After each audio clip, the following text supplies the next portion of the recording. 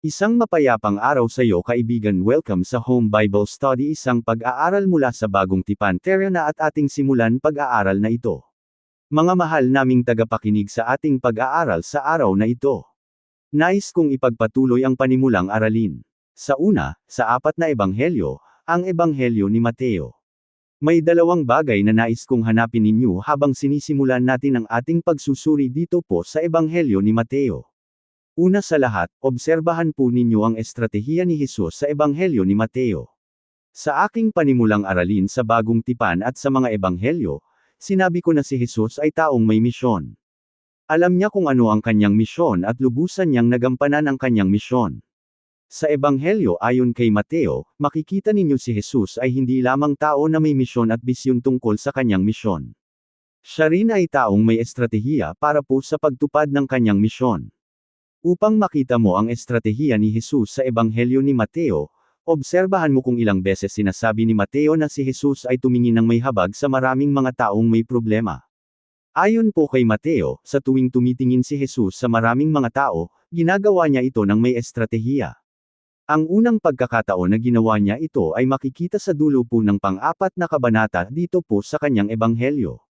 Mga mahal naming mag-aaral, sa tagpong ito, si Jesus ay gumagawa sa libu-libong mga tao sa gilid ng palibot ng dagat Galilea.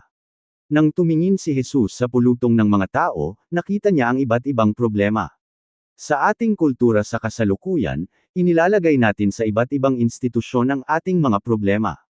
Inilalagay natin sa institusyon o ospital ang mga may sakit sa pag-iisip, at sa ibang institusyon naman, ang mga taong may edad na at nahihina na. Sa ating kasalukuyang kultura, ang mga taong ito ay wala na sa ating mga paningin, at madalas wala na rin sila sa ating isipan.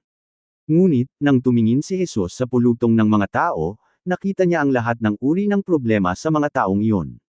Nabasa po natin na dahil sa kanyang labis na pagkahabag, umiyak po ang Panginoong Hesukristo.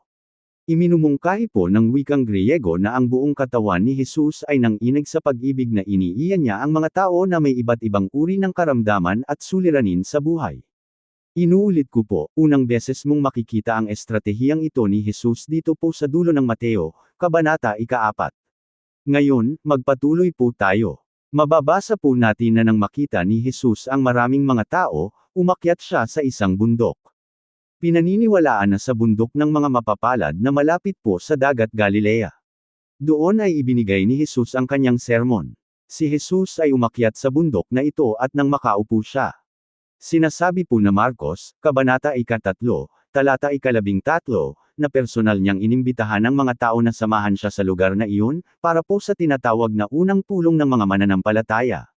Nang magsama-sama na ang mga taong naimbitahan ng Panginoon, ibinigay niya ang turo na matatagpuan dito po sa Mateo, Kabanata 5, 6, at 7, na tinatawag na Sermon sa Bundok. Ito po ang isa sa mga pinakadakilang talumpati ng ating Panginoong Hesukristo.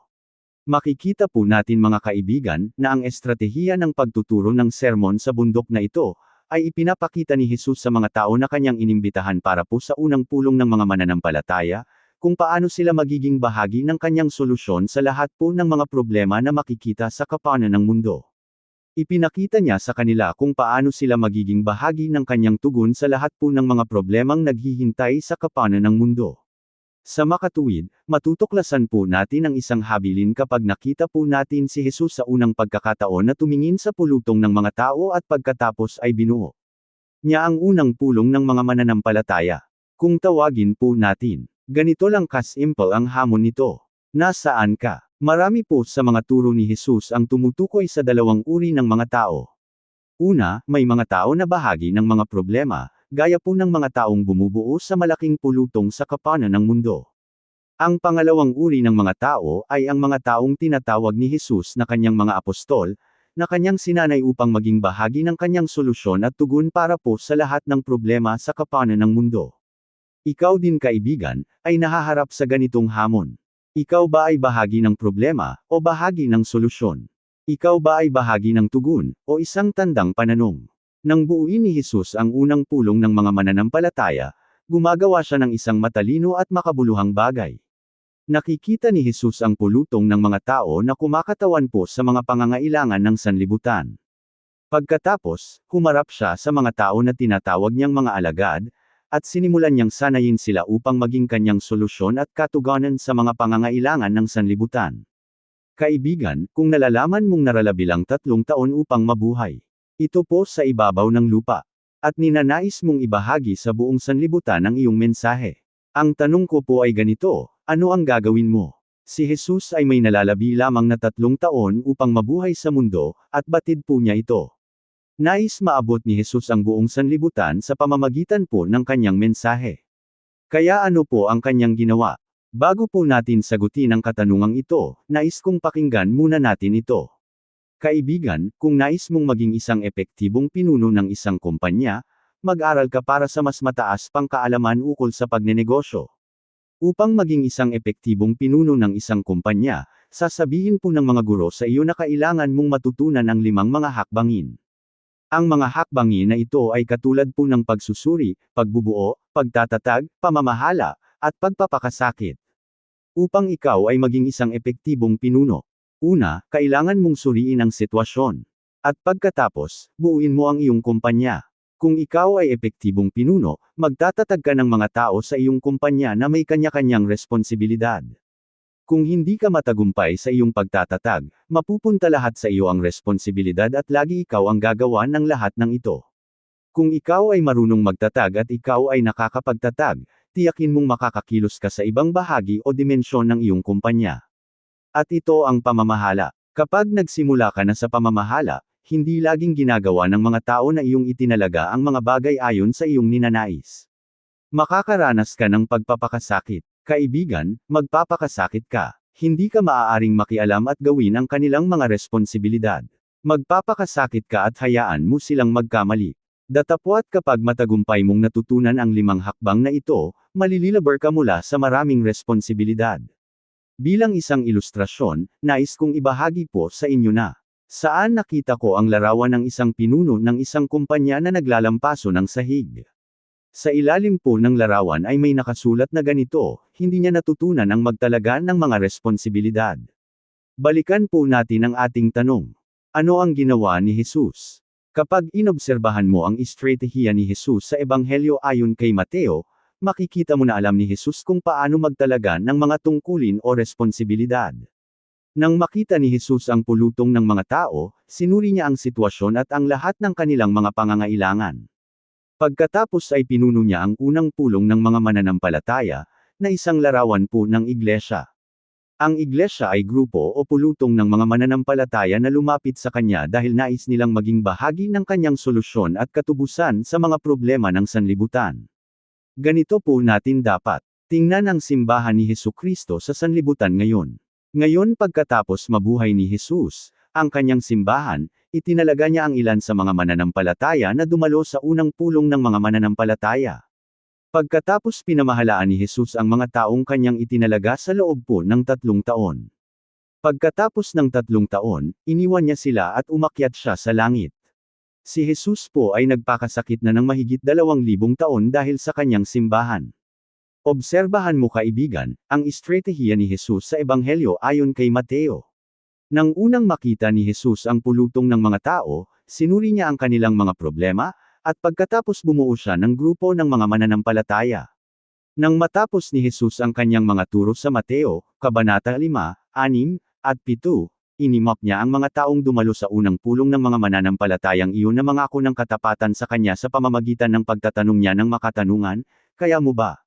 Kayo ba ay isa sa mga marami o isa sa iilan? Sa ibang mga salita, kayo ba ay isa sa maraming tao na nag-iisip na mayroong madaling paraan upang maging bahagi ng solusyon, o kaya ay kayo ba ay isa sa iilan na nakakaalam na walang madaling paraan upang maging tugon at solusyon? Kayo ba ay magiging isang huwad na alagad o isang tunay na alagad? Isa ba kayo sa mga nagsasalita o isa sa mga nagsasagawa? Kayo ba ay magiging isang tagagawa o isang pagpapanguna? Mga kaibigan, nalalaman po ni Jesus kung paano magbigay ng hamon sa mga tao. Hindi po natin alam kung ilan ang dumalo sa unang pulong ng mga mananampalatayang iyon. Datapwat sasabihin ko po sa inyo na pagkatapos niyang magbigay ng hamon, mayroong 12 katao ang nagsabing, nais kong maging isa sa mga iilan. Nais kong maging totoo. Nais kong maging isa sa mga gagawa. Mga kaibigan, sa mga susunod po ng mga kabanata, itinalaga ni Jesus ang 12 at ginawa niya silang mga ganap na apostol. Magpatuloy po tayo. Sa Ebanghelyo ayon kay Mateo, mamabasa po natin ang kwento ng muling pagtingin ni Jesus sa mga tao. Dito po sa Kabanata 9, talatang 3 at 6. Muling tumingin si Jesus at nakita niya ang maraming mga tao. Nakababa na siya mula sa bundok kung saan naganap ang unang pulong ng mga mananampalataya. Nang muli siyang tumingin at nakita niya ang maraming mga tao, humarap siya sa 12 katao na nagsasabing, "Nais kong maging bahagi ng iyong solusyon." At inatasan niya silang maging mga apostol na nangangahulugang mga sugo o mga misyonero. Sa puntong ito, si Jesus ay nakapagpuno na, nakapagbula siya, at nakapagtalaga na siya. Kaibigan, naalala mo pa ba na si Jesus ay taong may misyon? Mayroon din siyang estratehiya upang magampanan niya ang kanyang misyon. Sa nakaraan po nating sesyon, isinalang-alang po natin ang estratehiya ni Jesus na nailarawan sa mga ebanghelyo. Natuklasan po natin na sa tuwing mamabasa po natin na si Jesus ay tumitingin sa mga tao, nakakaramdam siya ng habag para sa kanila. Kaya naman lagi siyang may ginagawang bagay na makabuluhan. Sa Kabanata 4 at 5 ng Ebanghelyo ayon kay Mateo, doon ay mababasa po natin ang dalawang pagtatakda kung saan siya ay tumingin sa mga tao at nahabag. Sa dalawang pagtatakdang ito, muling gumawa si Jesus ng bagay na makabuluhan at may karunungan. Nakasulat po sa Kabanata 14 ang dakilang himala ni Jesus na tinatawag nating ang pagpapakain sa 5,000. Ang himalang ito ang tanging himala na parehong nakasulat sa 4 na ebanghelyo. Sa unang pagtatakda na nagpakain si Jesus ng mga tao, pinakain niya ang 5,000 kalalakihan at ang kanilang mga pamilya. Sa pangalawang pagtatakda, pinakain ni Jesus ang 4,000 kalalakihan at ang kanilang mga pamilya. Ayon po sa ating nabasa, sinabi ng isang scholar na ang dahilan kung bakit ang himala na ito ay naulit at mahalaga para sa atin ay dahil ang mga ito ay higit pa sa pagiging isang himala. Ang mga ito ay mga himala ngunit nagbibigay din ng talinghaga ukol sa pagiging isang misyonero ni Jesus. Nagbibigay din po ang mga himala na ito ng talinghaga ukol sa mga estratehiya ni Jesus upang maakay ang buong sanlibutan. Nang tumingin si Jesus sa maraming mga tao sa unang pagtatakda, kinakatawan po ng mga taong kanyang tiningnan ang sanlibutan. Bilang karagdagan po sa kanilang mga problema, nakita ni Jesus na sila ay mga taong gutom.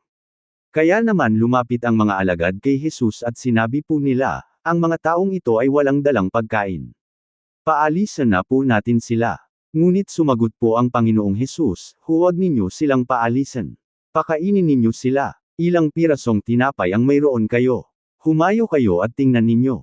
Isang bagay po, mga kaibigan, na makabuluhan at may katalinuhan, ang nangyari po dito. Ipinakita po ni Jesus ang kanyang estratehiya sa pag-akay sa sanlibutan. Makikita nating inilagay ni Jesus ang mga apostol sa pagitan po ng kanyang tugon at ng mga pangangailangan at ng pangangailangan ng mga tao. Nais ni Jesus na dumaan sa kanyang mga apostol ang lahat ng kanyang katugunan sa lahat po ng mga pangangailangan ng tao. Ayaw ni Jesus na ang tugon sa mga pangangailangan ng tao ay matanggap lamang ng mga tao. Dinanso muna sa kanyang mga kamay, nais niyang ang kanyang tugon para sa mga pangangailangan ng tao ay damaloy sa mga tao sa pamamagitan ng mga kamay ng mga apostol. Mahal naming tagapakinig, nais kong pag-isipan mo ito.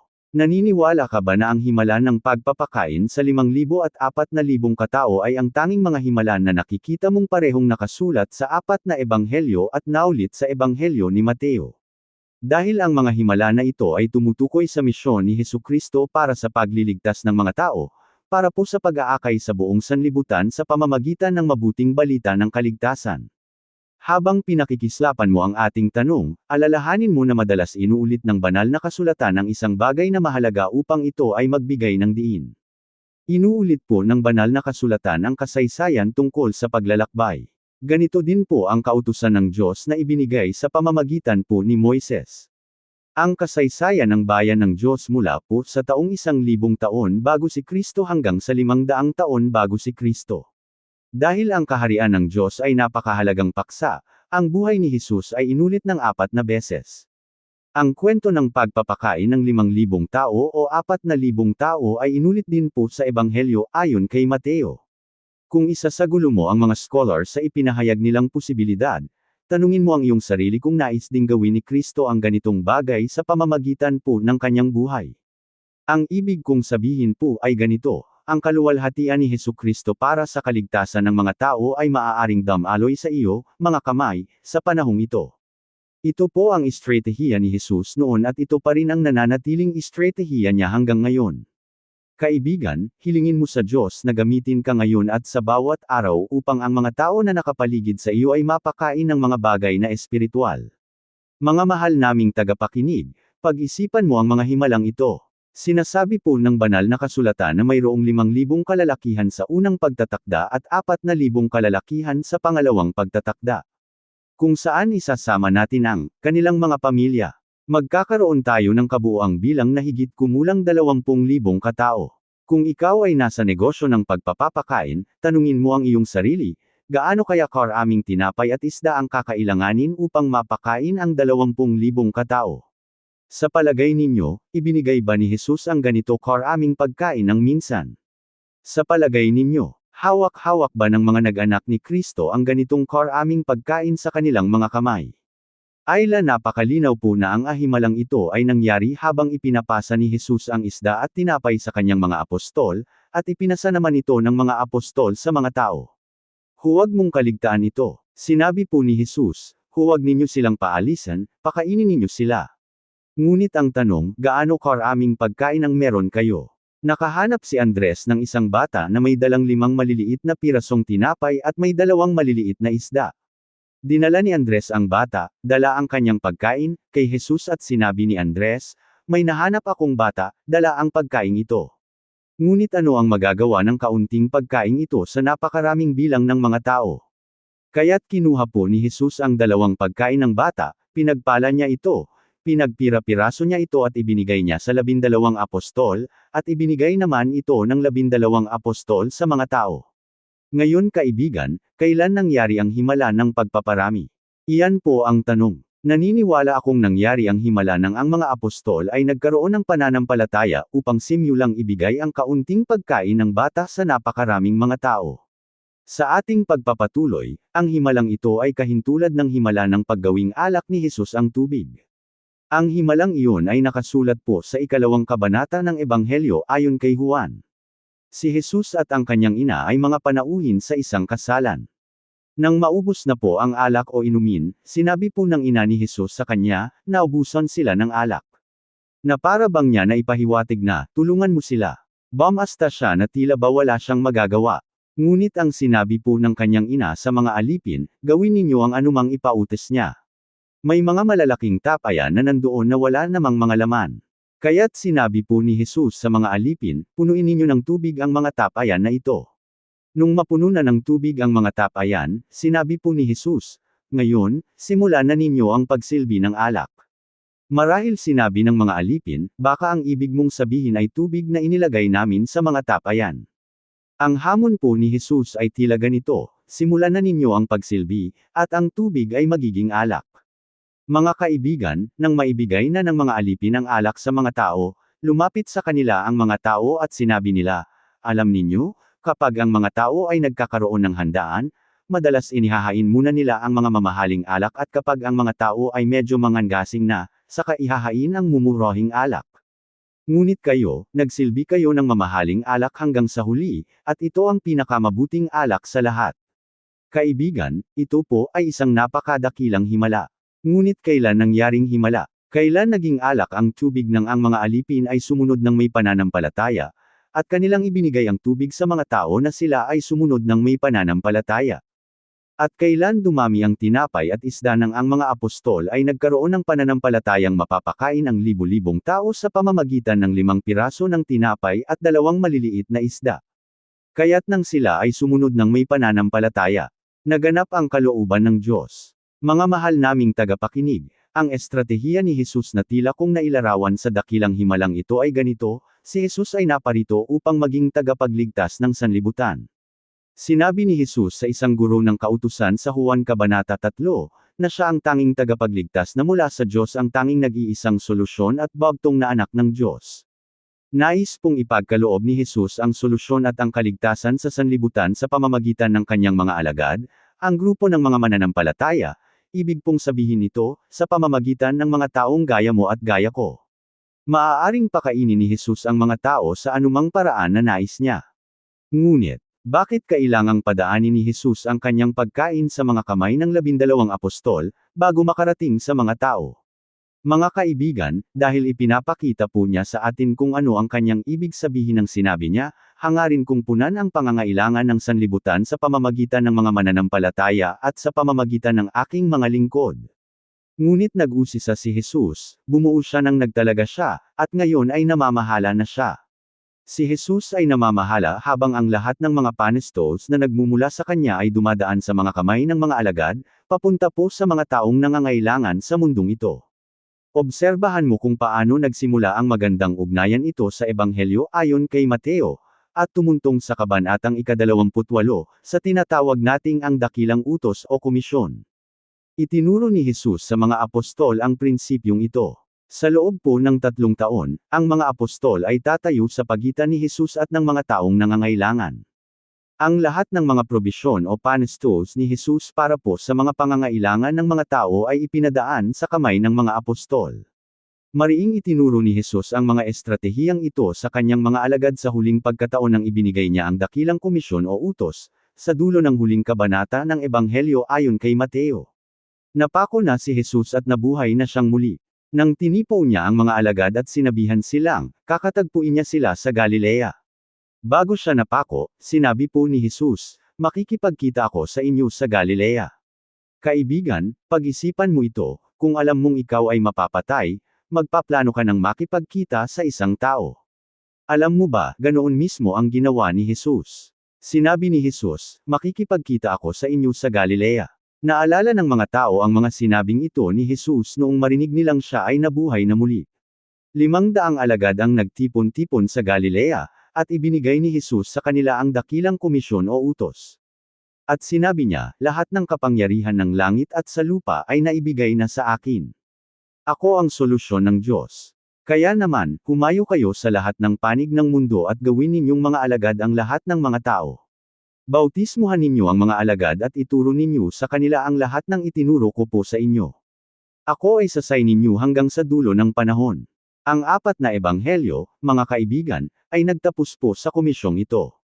Ito po ay ganap na naganap ng Diyos. Magpatuloy po tayo. Ang aklat ng mga gawa na nagsimula sa dakilang komisyon o utos, ipinakita sa atin ang aklat ng mga gawa na ganito po ang dakilang komisyon dahil ang aklat ng mga gawa ay ang tala ng pagsasagawa ng dakilang komisyon.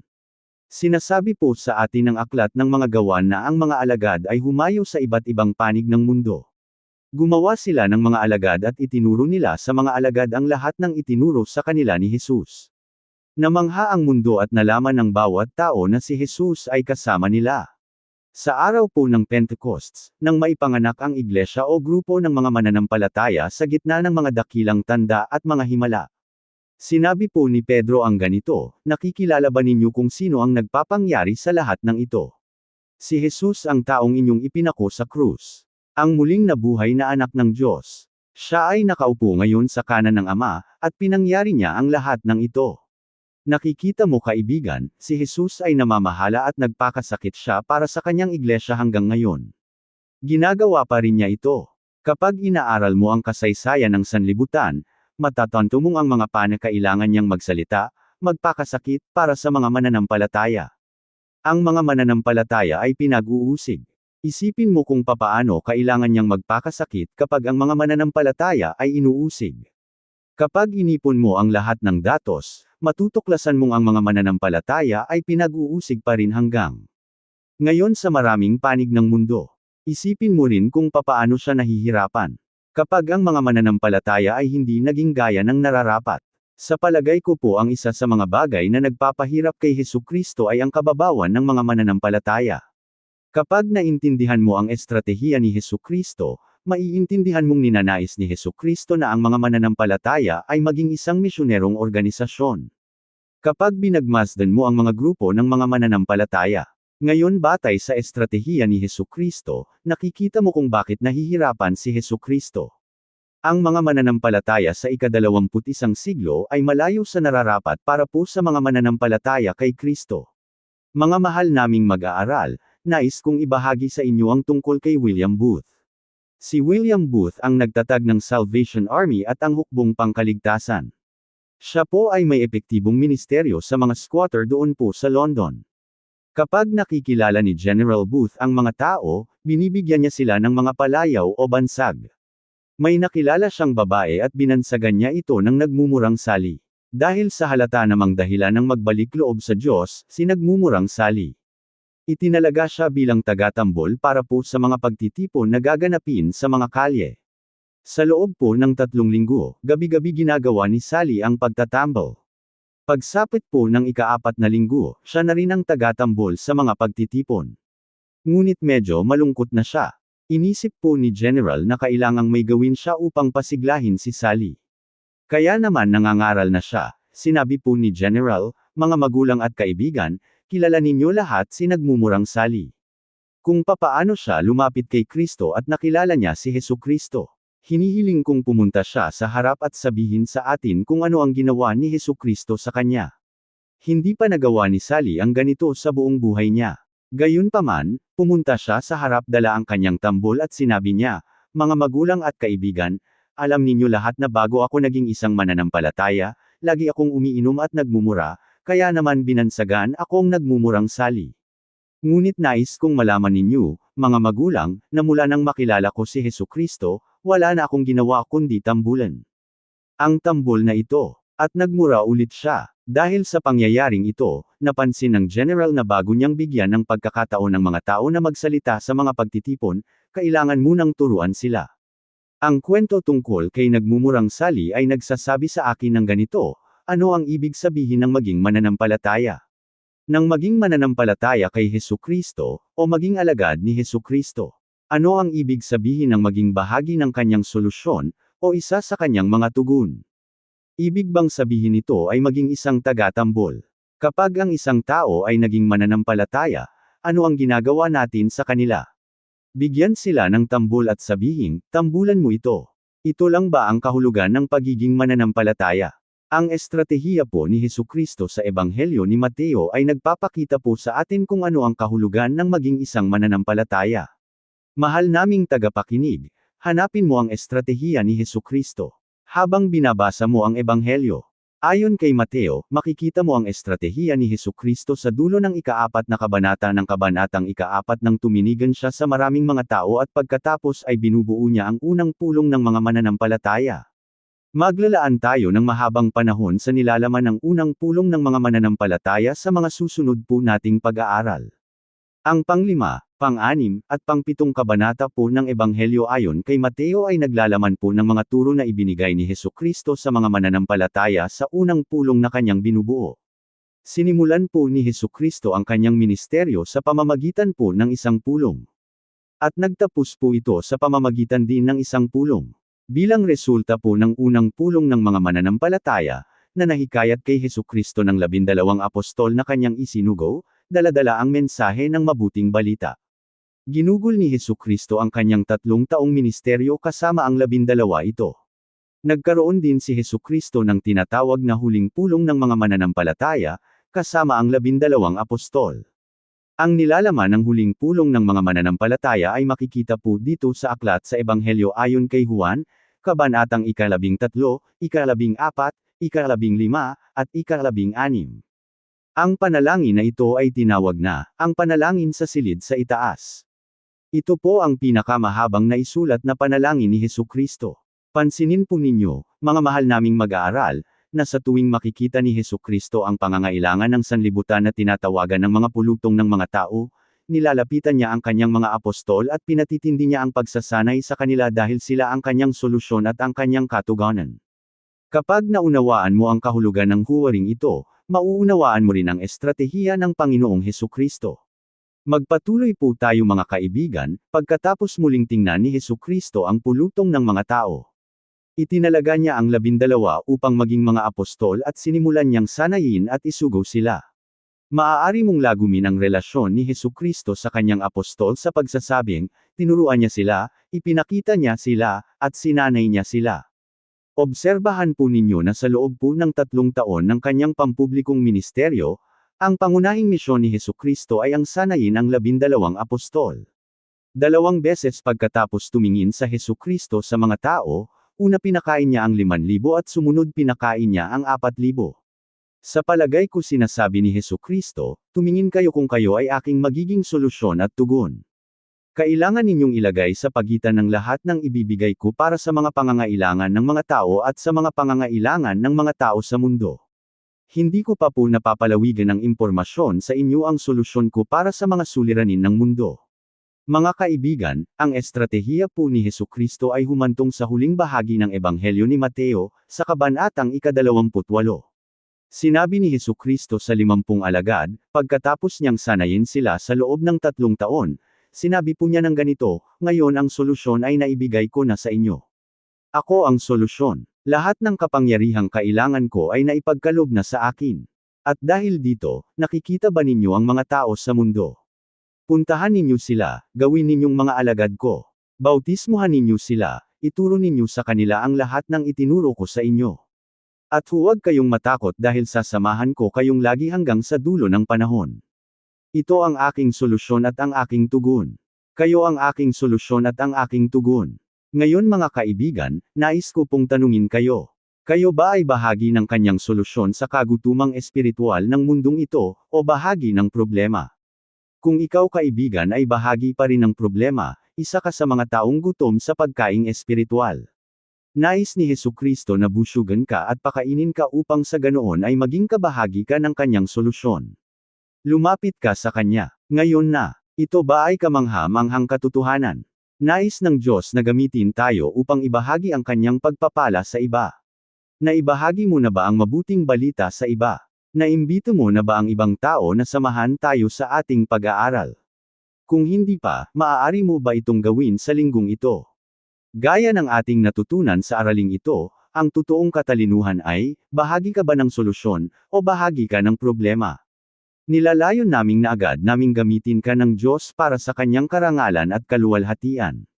Hanggang sa muli, naway pasiglahin ka ng kanyang pag-ibig at maging mapangahas kang ibahagi ang kanyang biyaya, kahit sa isang tao lamang sa linggong ito. Amen. Maraming salamat na pakikinig. Ako si Pastor Jeff Flores, nagsasabing sa Diyos ang lahat ng papuri.